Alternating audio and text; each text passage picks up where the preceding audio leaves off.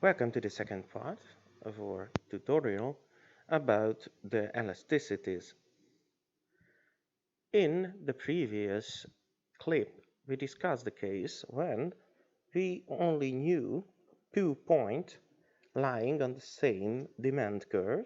So we had then the following inverse demand function,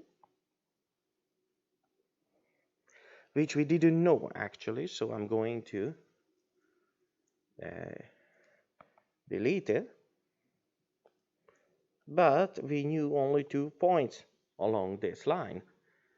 So we had to calculate elasticity based on knowledge of 2 points only. And of course, we couldn't be sure that what we have is a line actually, or rather a curve. So that's the reason we really had to work with 2 points, because 2 points can identify only a line, but it cannot identify something more complex. Another case is when actually we know exactly the demand curve. That is, we are aware of every single point along a particular demand curve. So for example, I know that the demand curve looks like this, and this is now a linear demand curve, a linear function. Then it is not necessary anymore to take 2 points very apart and then having the same problem as in the previous case, in the discrete case, and then using some kind of midpoint formula. In this case, when we are aware of every single point along the same demand curve, then actually we can just calculate the elasticity, the price elasticity of demand to be more precise, for any single points here along the demand curve. To do this, we are going to use calculus. Let us first start with the discrete version of the elasticity. Here is the price elasticity of demand when we only know 2 points along a otherwise unknown demand function, and that is going to be then delta Q divided by Q over delta P divided by P. No, these are just fractions, so we could simply write this out as delta Q over Q, and because 1 over x is just x, we can put here the reciprocal of the denominator, which would be p over delta p. Again, this is just a fraction, so nothing prevents us from reordering this expression into something like this. This would give us exactly the same number as using this traditional formula. Now, if you are aware of the function itself, then it is possible to rewrite this in terms of calculus, because calculus in this case will only mean that these delta p's are going to be very small. And then when we do that, basically we have here a first difference of the demand function with respect to price times price over Q quantity. Okay, let us see an example. How could you calculate the elasticity of demand if you had a function like this? Now, this is not a linear function. Nevertheless, this fulfills all requirements for a demand function because it is negatively sloped. The first step is going to be to write up our formula for the price elasticity of demand. which is going to be just simply delta qd dp. So this is just the first derivative of this function with respect to p times p over q. So from the function itself, you can already see that the first derivative must be minus 0.5 times p to the power of minus 1.5. What the rule that we used here was that if you have y equals x to the power of r, then the first derivative of y with respect to x is r times x to the power of r minus 1. And if you follow this derivation, you can see that this is exactly what I used here. So we can already write here that we have for the derivative for the first term minus 0.5 to the times p to the power of minus 1.5, and this is going to be multiplied by p over q.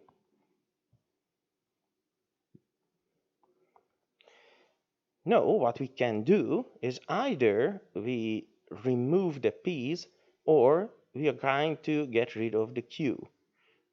In this particular case, it is better to get rid of q, even though in generally we should rather get rid of p in this expression. But let's see what happens if we just get rid of q. Then we are going to have here p to the power of minus 0.5 times p, that is p to the power of 1. And this will be divided by q, but here we already know that p to the power of minus 0.5 is q. So when you do this, then you have minus 0.5. Here, according to the algebraic rules, this minus 1.5 and 1 will be adding up, leading to p to the power of minus 0.5 divided by p to the power of minus 0.5, which gives you minus 0.5 as the result. It was so simple because what you see here, so this particular function here is a very special function. It is a power function, and for power functions, it is true that their elasticity is going to be given by the exponent of the variable.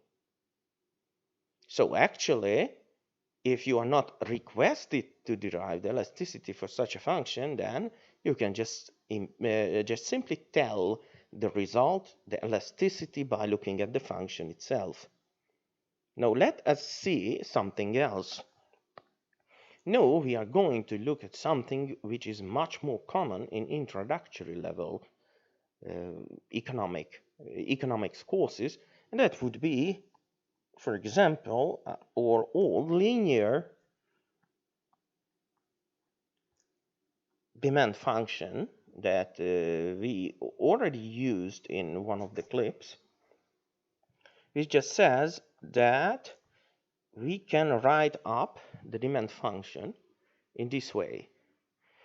And the next step is simply to calculate then the first derivative of qd with respect to p. And that's easy because in case of a linear function, it is going to be just the slope. So we can already say that our elasticity must be minus 10 times p over q. And unlike in the previous case, no, it will be not the same whether you get rid of p or q in this formula. We need to get rid of p, and the reason is that we chose q to be on the horizontal axis already. So if we have a function just like this, so then you would have just here 100 And yeah, this would then be 10 if I remember correctly, but I may not. So let's see at, yes, this is 100 and this is 10, sorry. Yes, so this is P and this is 10. So this is 10.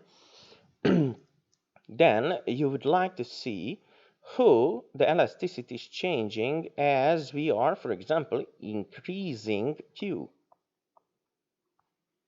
So because the movement, the changes will happen in terms of Q, for this reason, we need to arrive at a formula having only Q but not P. But how could we somehow get rid of the P? If you wanted to get rid of Q, then you would just simply use the demand function. But you can get rid of P if instead you use the inverse demand function. And the inverse demand function was then minus 0.1 QD. How do we know this? Well, simply if you take the normal demand function and you just manipulate it so that P remains on the left-hand side, then you should arrive to this inverse demand function. It is always a good idea that every single step I'm showing you, you practice and try to do yourself. So in this case, we can continue by writing minus 10 times 10 minus 0.1 QD divided by QD. And you can see that no, I don't have P anymore in this expression. Okay, so continuing this formula, this calculation, the logical thing could be to do the multiplication by minus 10. Then here we have division by QD, and within the bracket, yeah, we have 10, so minus 10 times 10 is minus 100, and pardon, yeah, I still get problems with using a tablet like this. And we have here minus 0.1 times minus 10, which is just plus 1. So here we can just write QD.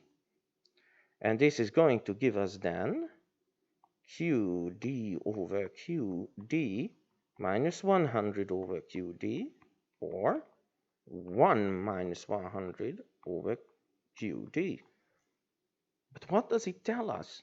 No, unlike in the previous case when the elasticity, and this is I'm talking about, did not depend on the quantity being traded in the market or the quantity demanded.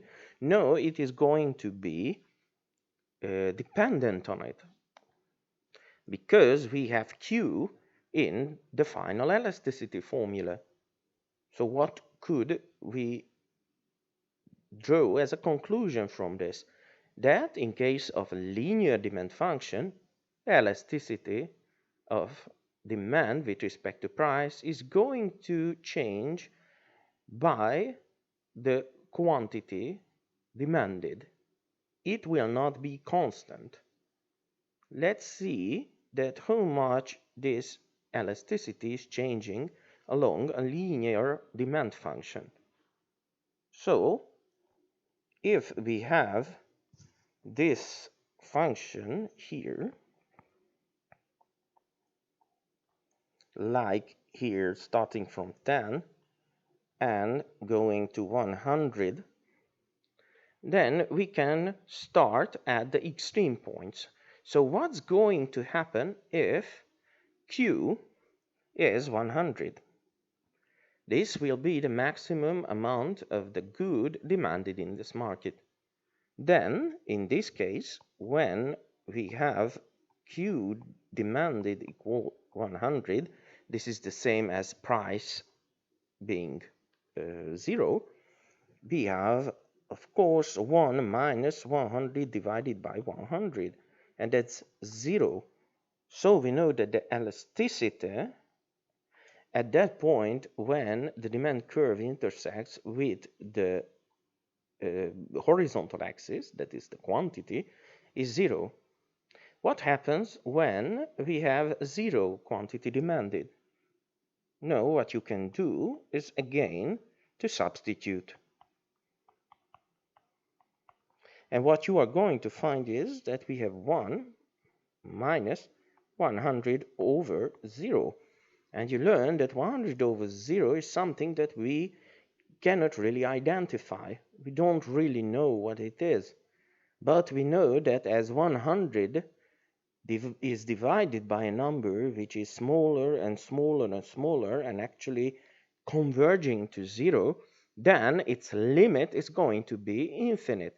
So we can say that this is then 1 minus infinite, which is just minus infinite.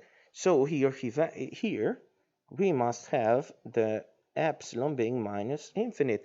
So we have a inelastic demand at the high Q part, so at the intercept of the Q axis, and a perfectly elastic demand at the point where we have an intersection with the P axis, that is when Q is 0.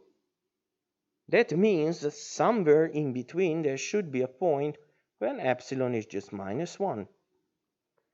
So what we learn from this simple exercise is that a part of the linear demand function is going to be inelastic and part will be elastic. Later, this will prove very useful when we use linear functions to discuss different economic problems, for example, that of a monopoly.